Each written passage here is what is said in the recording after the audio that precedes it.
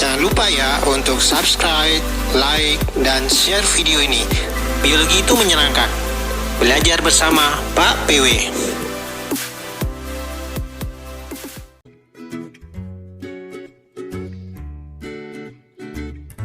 Ya, saya akan melanjutkan untuk materi yang sudah kemarin dijelaskan. Ini materi tentang pertumbuhan dan perkembangan, tapi saya fokuskan kepada proses perkecambahan. Ya. Nah, sebelum mengetahui bagaimana proses perkecambahan itu, yang wajib kalian pahami adalah struktur biji dulu. Kan yang mau berkecambah itu adalah biji. Nah, biji tanaman itu kayak apa sih? Strukturnya kayak apa sih? Lalu yang tumbuh itu yang bagian mana? Nah, ini kan sebenarnya udah jadi satu embrio gitu ya. Struktur biji. Kalau secara keseluruhan kita bedakan biji itu kan ada monokotil dan dikotil. Nah, yang di atas ini adalah dikotil, yang bawah yang monokotil. Kita ambil contoh yang paling gampang, kacang gitu ya. Ini ada contoh dikotil. Kalau yang ini ada biji jagung, adalah monokotil. Oke. Strukturnya seperti apa? Kalau dibedah, kalau kita buatkan skemanya akan menjadi seperti ini yang simple. Ini yang simple ya. Epikotil ini nanti akan berkembang menjadi bagian batang atas. Ya. Kemudian hipokotil itu ada yang berkembang menjadi bagian bawah, ya. Batang di bawah kotiledon. Nah, kita lihat strukturnya dulu. Kotiledon itu kan kalau tanaman dikotil itu memiliki dua dikotiledon, maka ada dua. Nah, letaknya itu dia terikat pada tangkai. Nah, ini tangkai kotiledon mengikat di kotiledonnya. Oke. Nah, kemudian ini kan ada semacam sedikit batang kecil gitu ya, tapi belum tumbuh. Nah, bagian atas kotiledon itu disebut dengan epikotil. Ingat, epi itu atas. Bagian bawah disebut dengan hipokotil. Berarti ini adalah bagian bawah kotiledon, ya. Lalu epikotil ini nanti akan memanjang ke atas. Nah, bagian paling ujungnya nanti akan tumbuh menjadi daun yang pertama yang disebut dengan plumula. Maka plumula ini kan sama nih, daun awal nih, sama nih. Oke. Nah, kalau yang di bawah hipokotil ujungnya nanti akan menjadi radikula atau akar, yang biasanya kalau di tanaman monokotil dia ditutupi oleh koleorisa. Sedangkan pada daunnya itu ditutupi oleh yang namanya koleoptil. Ya, ini menutupi bagian plumula nih ya. Kalau koleorisa itu menutupi bagian radikula. Itu pada tanaman monokotil. Oke. Ya. Jadi seperti ini. Lalu kotiledon itu fungsinya untuk apa? Kotiledon fungsinya untuk memberi makanan. Loh, makanan untuk siapa? Nah, ini kalau biji ini nanti akan berkecambah, itu kan butuh tumbuh. Berkecambah itu kan artinya nanti akan diikuti oleh pembelahan sel, lalu jumlah selnya menjadi banyak dan volumenya juga menjadi gede kan. Nah, itu kan membutuhkan ATP. ATP itu berasal dari mana? ATP itu berasal dari kotiledon ini. Dengan cara bagaimana? Dengan cara dipecah menjadi energi yang dibutuhkan untuk tumbuh tadi, ya. Oke, jadi biji sebelum berkecambah itu biasanya ditutup oleh yang namanya kulit biji atau disebut juga dengan testa. Ya, ini kulit biji. Nah, testa ini akan terlepas pada saat terjadi proses perkecambahan, yaitu tahap pertama, imbibisi. Oke ya, bisa dipahami ya. Jadi ini ada struktur anatomi biji yang terdiri dari kotiledon untuk cadangan makanan, plumula itu untuk tumbuh menjadi daun yang pertama, radikula itu untuk tumbuh menjadi akar yang pertama, lalu hipokotil itu bagian di bawah kotiledon yang nanti akan bertambah panjang. Plumula itu adalah bagian di atas kotiledon yang nanti juga akan bertambah panjang. tergantung dari jenis perkecambahannya, ya. Nah, kita akan lanjut. Secara keseluruhan biji itu seperti ini. Kalau kita lihat yang sudah jadi tanaman yang masih kecil gitu ya, setelah perkecambahan, itu kotyledonnya itu masih ada nih. Nanti juga lama-lama akan habis dan mengering, akan digantikan oleh ini true leaf, ya, daun pertama atau daun sesungguhnya, ya. Setelah itu kotyledon akan hilang ini, karena kan cadangan makanannya habis. Kalau cadangan makanannya habis kan daun bisa membuat makanan sendiri melalui proses apa namanya? Fotosintesis. Fotosintesis, yaitu untuk membentuk amilum lagi atau glukosa. Oke. Nah, ini secara umum biji itu terdiri ada kalasa. Kalasa itu daerah pangkal. Kemudian mikrofil itu daerah tempat masuknya itu apa? Sel sperma dan sel telur ketika melakukan pembuahan sebelum terbentuk embrio, ya.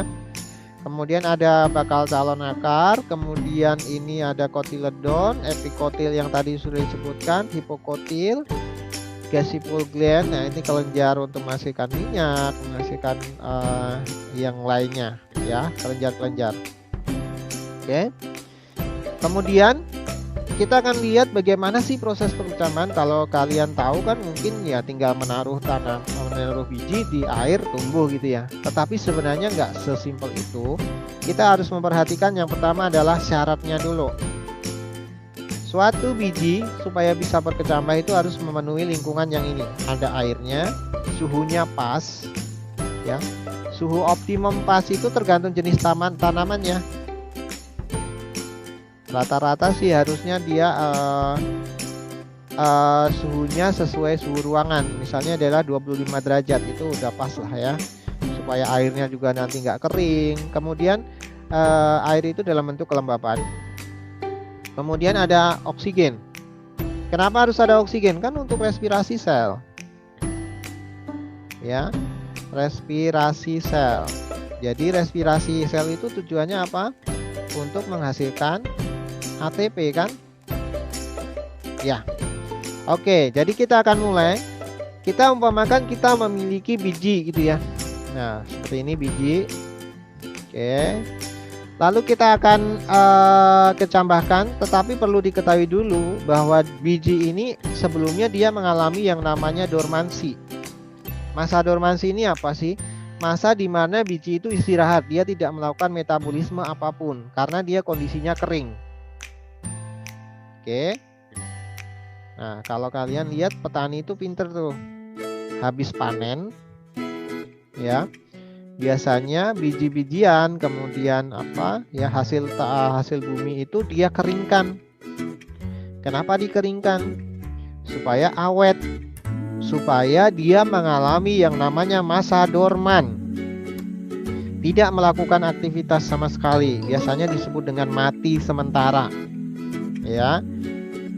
Biji itu bisa mati sementara atau masa dorman. Jadi masa dia istirahat biasanya dengan cara dikeringkan. Oke, dipanasin.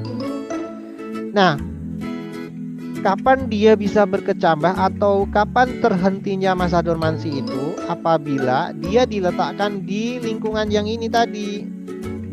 Oke, kalau dia dimasukkan ke lingkungan yang seperti ini, tidak harus ke tanah.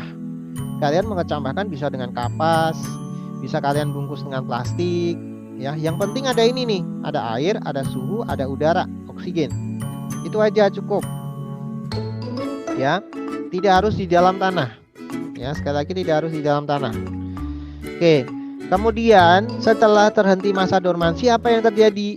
Nah, air yang kalian cipratkan di biji yang kering tadi itu nanti akan meresap ke dalam, atau istilahnya adalah imbibisi, meresap ya. Meresapnya melalui testa. Testa itu kulit biji. Selanjutnya air itu ada di dalam biji, lalu dia mengakibatkan biji itu kan menggembung. Nah, setelah menggembung apa yang terjadi? Kulitnya pecah. Oke, kulitnya pecah, lalu kotiledonnya akan terlihat kan? Karena tidak tertutupi biji lagi, tidak tertutupi kulit lagi. Nah, apa yang terjadi selanjutnya? Air ya yang masuk ke dalam itu dia memiliki fungsi secara difusi ya, air masuknya, tetapi biasanya disebut imbibisi aja sih, yaitu meresap. Air ini nanti akan mengaktifkan hormon yang ada di dalam biji. Hormon yang ada di dalam biji itu adalah hormon giberelin. Jadi ingat-ingat, ini hormon yang pertama yang bekerja pada saat berkecambah. Setelah aktif dibantu oleh air ini tadi kan, maka giberelin ini akan memicu proses fotosintesis. Sintesis itu proses pembentukan dan pelepasan enzim. Lalu enzim apa sajakah yang dilepaskan? Itu pertanyaannya. Ya. Lalu fungsinya untuk apa? Enzim. Nah, kita ingat dulu bahwa dalam biji yang kering itu kan terdapat kotiledon. Ini kotiledon nih. Masih kotiledon. Ya. Ini kan di dalam kotiledon itu mengandung zat-zat apa sih? Zat pati, biasanya amilum. Ada juga proteinnya. Maka untuk memecahnya perlu dibutuhkan enzim apa? Nah, salah satunya adalah enzim amilase. Oke. Amilase. Kemudian apa lagi? Ada protease. Kalau lemak apa? Lipase, gitu ya. Protease ya. Jadi enzim ini nanti akan memecah glukosa ya, amilum, kemudian memecah protein untuk menghasilkan apa? ATP. Jadi enzim ini akan menghasilkan ATP nantinya, membantu menghasilkan ATP. Cadangan makanan dipecah nih. Dengan cara apa? Dengan cara respirasi. Tadi sudah saya katakan respirasi. Respirasi itu kan menghasilkan ATP. Ya. Ketika respirasi, cadangan makanan ini dipecah, lalu menghasilkan ATP, dan ATP inilah yang digunakan untuk tumbuh dan berkembang. Nah, pada tahap perkecambahan, tumbuhnya itu hanya sampai terbentuk ini. Ada plumula, ada radikula. Plumula masih ingat apa tadi depan? Adalah daun awal ya, daun awal atau daun pertama. Nah, kalau radikula ini adalah untuk membentuk akar kan? Oke. Ya. Kemudian akan berkembang selanjutnya. Nah, lalu bagaimana kalau kotiledonnya habis? Nah, ini kan kalau kita lihat ini kotiledonnya lama-lama habis nih. Kotiledon habis, gak usah khawatir tanaman itu mati. Kenapa? Karena kan udah ada daun. Nah, ini pengganti nih. Pengganti dari kotiledon. Pengganti. Ya. Jadi akan menggantikan melalui peristiwa yang namanya fotosintesis ya. Fotosintesis untuk menghasilkan apa? Untuk menghasilkan glukosa, amilum ya. Lalu digunakan untuk tumbuh dan berkembang, menghasilkan ATP lagi melalui proses respirasi yang sama. Ya, jadi seperti itu. Nah, ada alat di bawah ini namanya auxanometer. Auxanometer. Ini berfungsi untuk mengukur pertumbuhan tanaman. Kalau kalian pernah berpikiran nggak, kok kalian dari umur 3 tahun sekarang umur 16-17 sudah menjadi setinggi itu ya? Kira-kira kamu mau mengukur nggak itu perkembangan kecepatan pertumbuhan kamu itu dalam 1 tahun itu berapa? Setahun tambah berapa senti?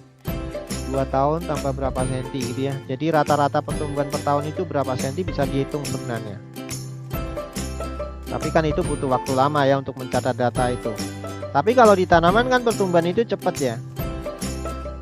Terutama untuk pertumbuhan di kecambah. Nah, itu bisa diukur dengan yang namanya auxanometer nih. Jadi kita bisa mengukur berapa hari sih tanaman itu tumbuh, berapa senti sih tanaman itu tumbuh dalam 1 hari. Nah, seperti itu kita bisa ukur. Di lab biologi SMAK 1 ada alatnya ini, tapi kita nggak bisa pakai ya karena kondisi. Oke. Lalu akan diikuti dengan suatu pertumbuhan. Tadi perkecambahan selesai sampai situ. Ada plumula, ada radicula. Nah, kita bedakan nih supaya lebih mudah. Yaitu menjadi perkecambahan hipogeal dan perkecambahan epigeal. Apa sih yang bedanya? Perkecambahan epigeal itu adalah percambahan di atas tanah. Epi, ingat atas ya. Hipo itu berarti di dalam. Lalu apa yang di dalam, apa yang di atas? Ternyata kalian perhatikan kotiledonnya. Kotiledonnya itu kalau hipogeal berarti di dalam tanah. Nih. Ini contoh yang apa? Hipogeal. Sedangkan kalau epigeal, kotiledonnya mana? Kotiledonnya itu tertarik ke atas nih. Ya, ini kotiledonnya di atas tanah kan? Ini tanah ya, garis tanah. Jadi kalau begitu mana yang bertambah panjang? Kalau epigeal, yang tambah panjang itu adalah bagian hipokotilnya, yang di bawah kotiledon bertambah panjang. Sedangkan hipogeal kan kotiledonnya di bawah. Sedangkan epikotil letaknya di atas kotiledon kan? Maka yang memanjang adalah bagian epikotilnya. Oke. Nah, biasanya paling cepat paling banyak dicontohkan adalah untuk hipogeal itu monokotil, sedangkan yang untuk epigeal itu tanaman-tanaman dikotil itu sebagian besar. Oke. Jadi tolong dipahami benar perbedaan pertumbuhan hipogeal dan epigeal. Ini sering keluar nih ya. Jadi kalau yang di atas ini adalah hipo, jadi kotiledonnya ada di bawah. Oke. Ya, sedangkan yang di bawah ini adalah epigeal. Ingat, kotiledonnya naik ke atas nih. Yang bertambah ininya. Ini adalah hipokotilnya ini. Tambah luas. Nah, sedangkan ini adalah epi. Ya, bertambah ke atas. Oke. Jadi seperti itu ya perbedaan antara epigeal dan hipogeal. Nah, kalau seperti ini kita lihat apa ini? Lihat kotiledonnya di atas, berarti ini masuk ke dalam peristiwa epigeal. Oke. Perkecambahan epigeal. Jadi naik ke atas bagian hipokotilnya. Ini bagian hipokotilnya nih. Hipokotil. Ya, jadi tambah ke atas. Oke. Jadi seperti itu penjelasan tentang pertumbuhan perkecambahan ya. Jadi perkecambah itu dia proses bertambahnya plumula dan radicula ya. Kemudian dibedakan menjadi epigeal dan hipogeal ya berdasarkan letak kotiledonnya. Epi itu di atas tanah kotiledonnya, sedangkan hipogeal itu kotiledonnya masih tertinggal di dalam tanah ya. Kemudian ini bagian-bagian dari tanamannya setelah berkecambah ya akan digantikan oleh daun yang pertama ini ya, yang sementara itu ini akan hilang ya kalau sudah tumbuh ke atas. Oke. Saya rasa untuk perkecambahan cukup ya. Nanti saya akan lanjutkan. Berikutnya adalah tentang pertumbuhan. Ya. Jadi karena waktunya juga sudah habis. Terima kasih ya yang sudah subscribe, like, dan share video ini. Biologi itu menyenangkan.